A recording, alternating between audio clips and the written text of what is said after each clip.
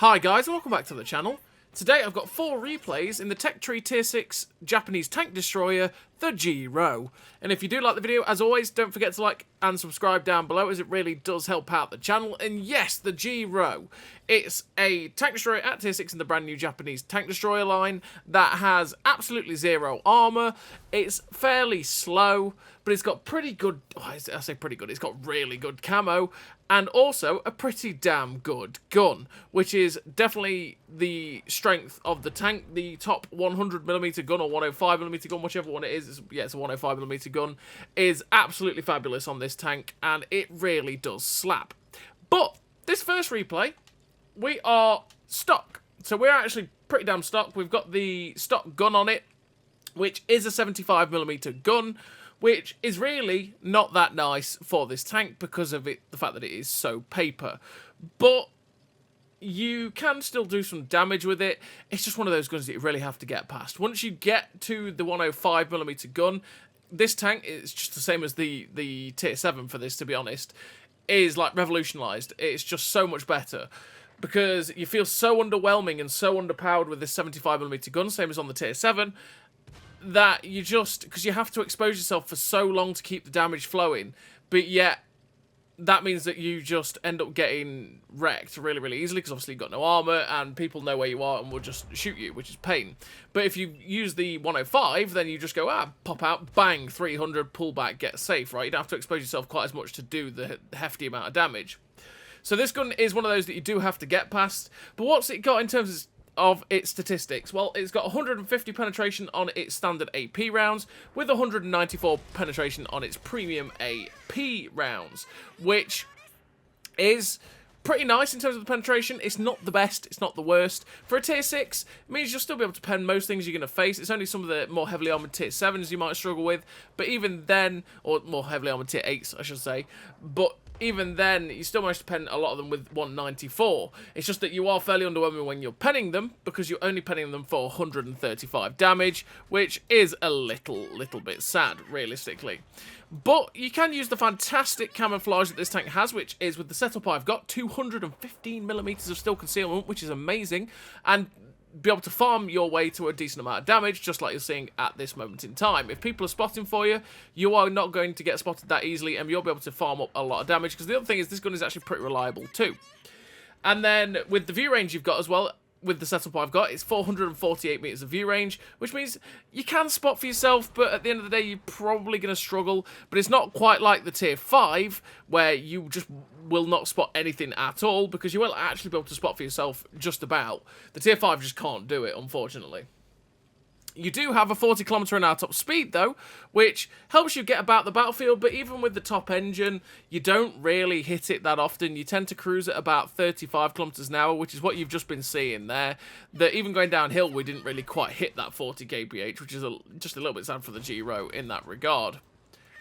So, what do I run in terms of a crew and equipment on the G-Ro? Well, it's pretty standard for what I've been running on pretty much all of the Japanese tank destroyers, and that is that I run Born Leader, Rapid Reload, Sixth Sense, Situational Awareness, Camouflage Expertise, Silent Driving, Steady Aim, Run and Gun, Clutch Braking. Clutch Braking to make sure that I can turn the tank around as quickly as possible, get the gun on target, because it is a turretless tank destroyer. Run and gun and steady aim to make the gun as good as possible. 10% reduction to the on-the-move accuracy means that the gun doesn't bloom out quite as much after moving. Steady aim to make, obviously, the accuracy 10% better.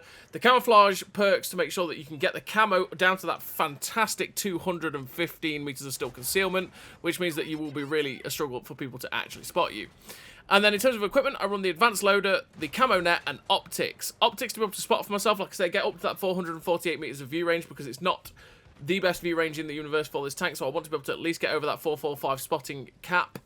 And then the camo net to, again, knock the camo down, and the loader to make the DPM 10% better, because you always want to do that, especially for a TD.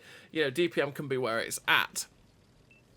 And yeah, you see in this first game, we are, like I say, stock. We're stock. We've got this gun, and we've got an OI in front of us, who managed to put a big shot into us. I'm just being cheeky at this point. We did damage his ammo rack, which means that I go, okay, maybe I can actually chance getting some more shots in, and we shot him down. You saw he started to use the multi-weapon system that the OI gets, and he was actually penning us with that. The one thing you're going to have to expect with the G-Row is that occasionally you're going to come across derp guns like KV2s, or OIs, or ONIs, etc., or even OHOs, and they will pen you. And you'll be one shot, and it's a sad time. That first game finished with 3 kills, 2.5k damage, the sniper, the second class, 1235 base XP, fairly average game there for the G-Row, and it just showed off what the stock gun is like, pretty much. And yeah, that stock gun, you just have to expose yourself for way too long to keep the damage flowing, which can mean that, especially when you're in a situation like that, where we're against that OI, they just, yeah, they just start to take all your hit points in the blink of an eye, because you only have 685 HP, and that is low, and a lot of the time, like I say, especially when you're getting against tier 7s and 8s, a lot of the time you'll end up just taking a hit and then you're half health already, and you're already a one-shot for most things in the game, which is a little bit sad for the G-Row. And that's where it will be a struggle for a lot of people, because you really do have to play this thing at the limits of the camo, if you can, and then try and just keep slapping out with this 105mm gun, because this 105, or the 10cm, or 10.5cm gun, is very, very nice. Although, naturally, I've just missed 2 shots in a row, because why not? You know, that's what RNG does sometimes. With this 10.5cm gun, we've got 175 penetration on the standard AP, and 220 penetration on the premium AP. And once again, it says in-game that it's APCR, but it's not. It's premium AP. Again, for some reason, they haven't got an icon or a way of saying what premium AP is. So it is actually premium AP for, you know, just for your brains, for normalization purposes.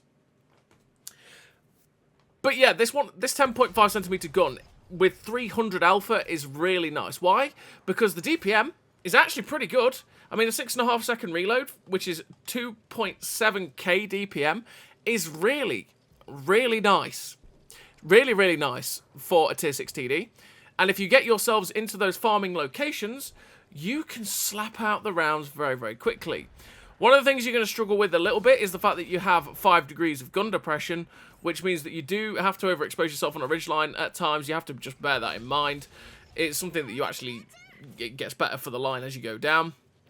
But yeah, you want to try and keep yourselves a bit further away, naturally, because you have no armor, and then just keep farming with this gun, because it will get very consistent very quickly with this gun, because your accuracy is at 0.28 with the build we've got with this gun, and your accuracy during movement is 2. It's just 2 meters, and the accuracy during rotation is 1.3, which is not that great, but is also not horrific. And because you've got a 1.84 second aim time with the build we've got, the gun aims in very, very quickly. Which means you can just keep pushing those rounds out of this gun. Keep the damage flowing, and just have a glorious, glorious time. I mean, that poor Sentinel there, we just drive around, go bang. You can see the gun, even though the accuracy during movement isn't the best, and the accuracy during rotation isn't the best, this gun is literally just ready to go. And you can just push out the damage. I say, this tank was one that I looked at, and I thought, am I going to enjoy the G-Row? Because it's got no armor. It's not very quick. And the gun did look good, but at the same time, was that going to be enough? And to be honest, in all the games I played, yes. Yes, it was. Because the gun was just beautiful. It just was.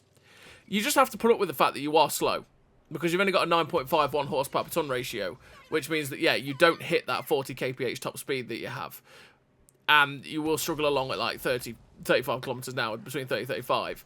But like I say, if you get yourselves into that good tank destroyer locations, you are going to have a good time, as we snap the shot on the M44 there and it flies true. Always beautiful when you get the piggy.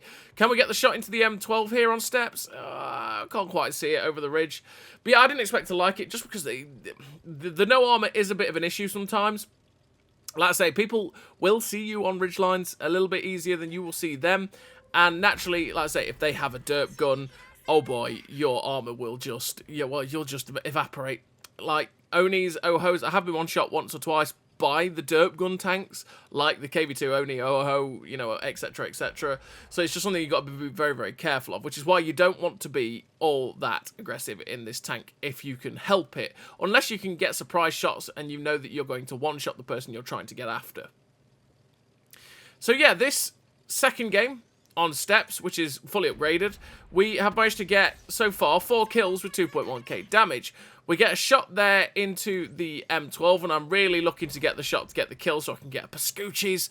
But sadly, the Jagdpanther shuts down that M12, leaving just 3 tanks left on the enemy team. And we know exactly where all 3 of them are. They are all on the one line, so we're now going to try and race our team to get over there to see if we can get some damage. And this is where you're going to see the mobility of the G-Row, because we're going at 40. Look, we're going downhill, we're going at 40. But once we manage to climb up this hill, we've lost some momentum. We're going to start to go onto flat. We are going to get slower. I mean, well, it's not really flat. There's sort of slight, ever so slight incline. But we're going at 21. We're just going at 21. Now the ground's leveling out and we're actually getting a little bit lower. We're going at about 30. This is what I'm talking about with the mobility of the G-Row, that it is just that little bit slow. I kind of wish that the engine power of the tank was a little bit better, just because, you know, having that 40 kph top speed, and if you were able to hit it consistently, would have been quite nice for a tank that's got not that much else going for it other than the fact that the gun is absolutely fantastic. But the gun, like I said, the gun and the camo is the other strength as well. 215 meters of still concealment is absolutely amazing, and it means that you don't get spotted in so many situations, and especially when you fire, there's a lot of situations where you just don't get spotted, and it means you can just keep farming, and that is definitely something that's glorious. And because you've got the 448 meters view range, it means you can actually spot at a good distance as well, which means that you can shoot from further distances at enemy targets. And that first game, also that first game, that was the second game. That second game was probably the more average game that you're going to have in the G-Row. We saw we were bottom tier, but we managed 2.1k damage with 1510 base XP with the 4 kills. That was definitely the more average game in it, where, you know, you manage to get a few shots here and there, you keep yourself at distance, but then when there's more stuff to go kill and farm and attack, and it's just on the opposite side of the map, your game is just over, just in the blink of an eye, just like that, because you just cannot get there, which is definitely a sad thing for the G-Row. But we're on to the third replay, and the third replay, we are top tier, glorious scenes, and top tier is definitely a very nice thing. I mean, it may sound silly, right, when you say, oh, top tier is really nice for this tech tree tank, because of course top tier is really nice, of course it is, but top tier is definitely very nice for the G-Row, because the 300 alpha is solid. It really is. I mean, you consider that if we high roll twice against that gup, we 2-shot it. Right? 3-shot the STRV M42. When you're hitting things at tier 6 for 300, they tend to know about it. It's like hitting someone at tier 10 for 700 or 600, you know, something in that region, if you know what I mean, in terms of tier for tier trading, right? I mean, we hit that gut for 299, it puts him down to, you know, just over half health. They really do feel it, and because, as well as that, the view ranges at tier 6 aren't as high. Because you've got such good camo, it's a lot harder for people to spot you, which means that at good ranges, you'll be able to see some of the people, and then you'll be able to farm them way before they ever see you. Like this KV-222, for example, has absolutely no hope, because he's at, well, I mean, we're not spotting that guy, but he's at 474 meters away, which means he is never seeing us, and that means we can just farm him with impunity and never get seen. And you know, that's the glory of the old G-Row, because even those tier 5s and 6s down there probably won't see me until it's too late. So we get a shot into the gup. Oh, he gets shot down by the wheelie boy on the move. But we didn't get seen by that gup, and that STRV over there couldn't see us either. We try and get a blind shot into the STRV, and sadly we didn't get the kill. But maybe the wheelie boy will spot him up and we can finish it off. There is still shots raining in from down there, and there we go. We finally get spotted. And that's because we weren't actually stationary when we fired. When we fired there, we were still moving, which meant that our camo was actually worse, because naturally my still concealment is 215 while it's stationary, but if I'm moving, it's 236. So by just moving while firing, you know, I made my camo worse, which is why we got spotted. So, yeah, we've still got this position on the ridgeline. Well, we've won the town. We've won the town. They have sent no one that way. There's a Kato at the bottom. We get a nice shot snapped in. And again, that's where this gun is just a beautiful thing. The gun on the Kato is a little bit troll at times and likes to miss. This version of it is not. It is a glorious gun. Occasionally, obviously, RNG takes the wheel and says, no, nope, nope, nope, nope, nope. I'm just going to miss. Of course it does, because it's RNG.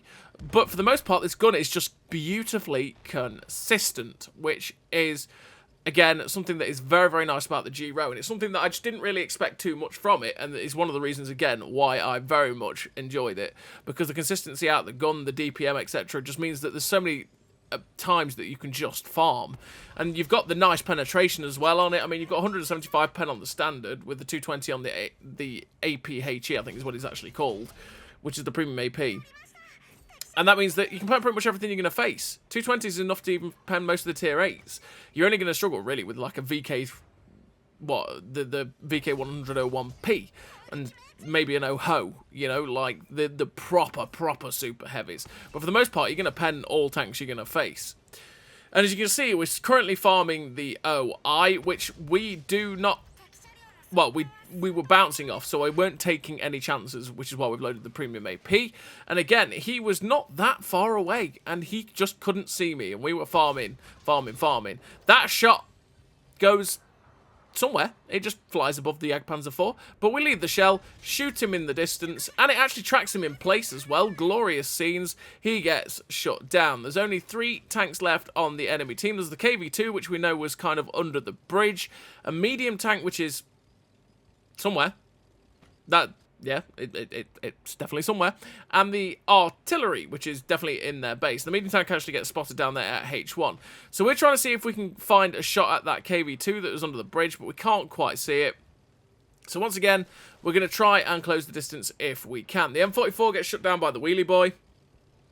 And we're just trying to get ourselves into a sort of position where there's a possibility we might get a shot at the KV-2 or the T-34, but the T-34 gets shut down by the wheelie boy, and the KV-2 gets shut down by the Calliope. And as you see, we finished the game with a really nice total there for the G-Row.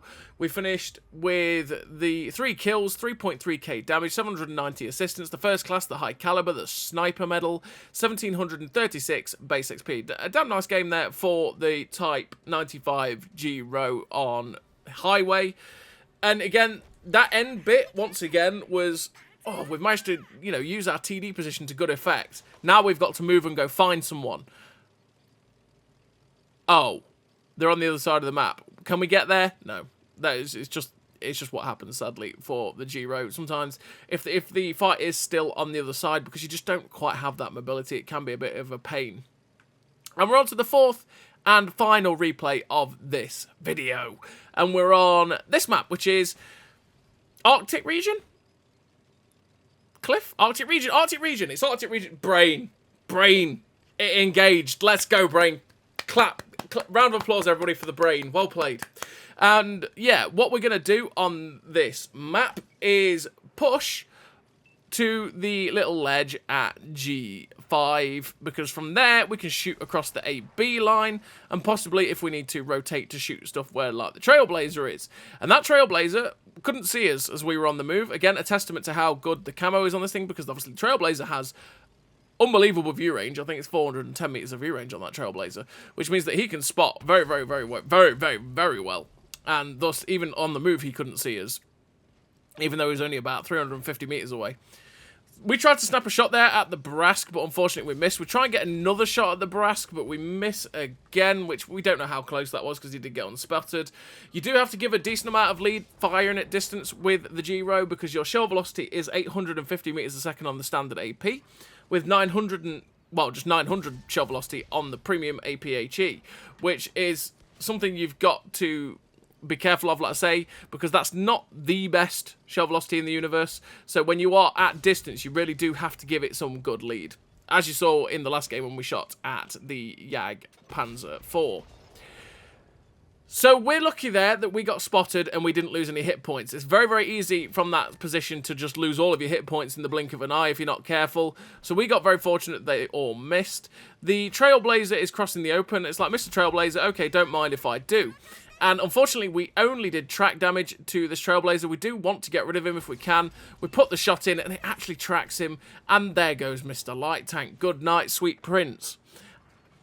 And their light tank's gone, which means that we're not going to get spotted by him anymore, and we can hopefully just turn around and start to try and help our TD out. Because the STA-2 is pushing against our TD, and from here, we can help him out if he needs it, which they are going to need it. So we're trying to get the shot into the back end to try and track and pen the STA-2, but we end up damaging his engine, because if he pulls back too far, we're not going to be able to pen it. But if he pulls out like he has, we can. So the third down manages to shut down the STA-2. Now the Barask is going, so we leave the shot, it flies in and breaks his turret. That was a really nice shot there on that Barask. We're just trying to help this Ferdinand out if we can. The Barask has seen what just happened to the STA-2 and has decided to do the exact same thing. So we get another shot there into the Barask, which puts him down to a 1-shot for the Ferdinand and a 2-shot for us. But unfortunately, the Barask is pushed into a position where we can't quite get it. We are getting detected now, which makes me go, oh, I don't really want to take a hit, because naturally, again, if that SMV decided to put a shot into us, we would be a 1-shot for everything. But he's now distracted with the Ferdinand, and once again, we've loaded the AP for 220 so that we can try and help this Ferdy out if we can, but the SMV has dropped low. We were just seeing if we could possibly get a shot at the Barask, but we couldn't see that Barask below us. The SMV does put a shot at us, but he's actually stock. You can tell because he only hits for about 280. Naturally, if he had the Top Gun, he has 400 alpha. And the SMV CC67 ends up getting shut down by my 5100. But even that 280 alpha shot only puts us down to 402 hit points, which means that most of the TDs on their team can still kill me in 1 shot, which is the pain of the G-Row, obviously having so low hit points. You take a hit, yeah, you just struggle. You just struggle. So I was thinking, okay, I'm going to pile around the corner and see if we can find the artillery. And just as I go around the corner, it's like, hello, artillery, oh my god, we missed, and there's a double barrel, please don't double barrel me, don't do it, don't do it, don't do it, don't do it, please don't do it. That's my brain. Right now. As I'm pulling back, you can see me going, don't do it, please. I'm just a little Japanese TD. I want to live. And thankfully, the double barrel went, yeah, okay, Mr. G-Row, I will shoot your Cheeto instead. The M44's coming for us. Oh, thankfully the Charioteer shuts down the M44. I've no idea what the M44 was trying there, but okay, it's fine. We actually have shots down towards the Thunderbolt. Thankfully the shot flies through. We're trying to help that heavy tank out as much as possible. And I think, you know what? I'm going to drop down. Why am I dropping down? Because I can still get shots along the AB. I can still get shots at the people that are on the Campy Hill if I want to. I can help that heavy tank out in the distance if he needs it as well. And also, I can get away from the double barrel tank because I don't want to deal with the double barrel tank if I can help it, because he'll hurt. It hurts, okay? You don't want to be double barreled. It's not a good time. So, we're still looking towards their TDs. They're not getting spotted. But there is the T28 Pro. And we bounce it! I know, Weebo girl, I know! We bounced off the butt of a T28 Pro. Like, okay, game, sure. He gets tracked in the open, though, and we managed to shut down that Tier 8 tank destroyer. Thankfully, the shot flew true and finished him off. We're now looking for shots again up at that TD ledge. Blind fires! I can hear the hacker messages coming flying now. Because, obviously, that TD has kept going back to that position. You miss 100% of the shots you don't take. So I decided, you know what? I wonder if he's gone back there. I'm never going to spot an SU-130 PM unless he fires. We may as well just see if we can blind fire it. And we did. And we got a lovely free shot into that guy. We're up to 3.7k damage, 692 assistance, because we did spot the medium tank on the corner as well. And that double barrel is still really healthy below us. I do not want to take that guy on, because naturally that guy can kill us in 1 shot if he rolls high enough. Or he could just double barrel us. And yeah, that's going to be painful. The G-Saw is pushing our heavy tank at B6, B7. I decided to see if I could get, again, a cheeky blind fire towards that SU-130 PM. Because also there was an SU-100 up there. You never know if the SU-100's pulled back into a position where maybe, you know, you can get a shot into him. But no dice, no cigar, no nothing. We didn't get the shot. And the 5100 has now driven into a position where he can see the double barrel. And is starting to shoot him. The Charioteer's moved into a position where he can shoot the double barrel. I think the Ferdinand's moving up as well. So there's a possibility that I might be able to get in and get a shot if I want, which would be glorious. But we don't need to because the charioteer ends up shutting down the Object 7032 Black. And there's only 3 tanks left on the enemy team. It's 3 TDs. We know pretty much where they all are. The G-Saw that was on the corner at C8, C9. The SU-130PM is up there somewhere. And the last time that the SU-100 was spotted, he was also up there. And there's not many other places they can be. Because, well, just look where our TD is at F9. There's a medium tank at B8. Yeah, they're only going to be in, like, 2 places. They're going to be on that sniper ledge there, hugging the corner at C9, or hiding in the little dip behind their cap at C0. They could be anywhere. So what I'm going to do, because I know I have a TD behind me, I'm just going to push quite aggressively, straight forward, get under that ledge if I can. If they kill me, so be it. But maybe I can spot them, and my big TD friend behind me can shoot him. There's the SU-130PM we end up seeing. And we're not detected. So we're spotted right now, but we're not detected. So that makes me think, okay, there is nothing up there currently. I'm just going to aim up there in case the SU-130PM tries to get a cheeky shot at us. Because you never know, he might just try and be cheeky. But he's not, he's actually still on that little ledge. And we could just keep moving. At that point, I was pretty happy that I was not going to die. Because when I was spotted, I wasn't detected. I knew there was nothing looking at me and I was going to be okay. So the SU-130PM ends up shooting at the 5100, misses. And unfortunately for me, that means that the SU-130PM gets clipped out by that 5100. But we do finish the game with a really nice total for a Tier 6 TD in a Tier 8 game. We finished with 1 kill, 3.7k damage, 731 assistance. The first class, the high caliber, the Confederate, 2046 base XP. A really great game there for the Giro. Normally probably would be an ace tanker, but it was the first day ace requirements, which means it's got the best, it's got the requirements for the hardest Tier 6 ace as a TD, which would probably be the Hellcat 105, I imagine, at Tier 6. But yeah, that's the Giro. So as always, everybody, thank you very much for watching.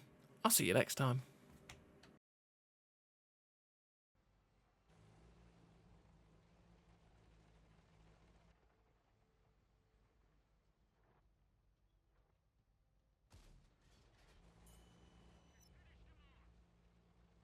A great success.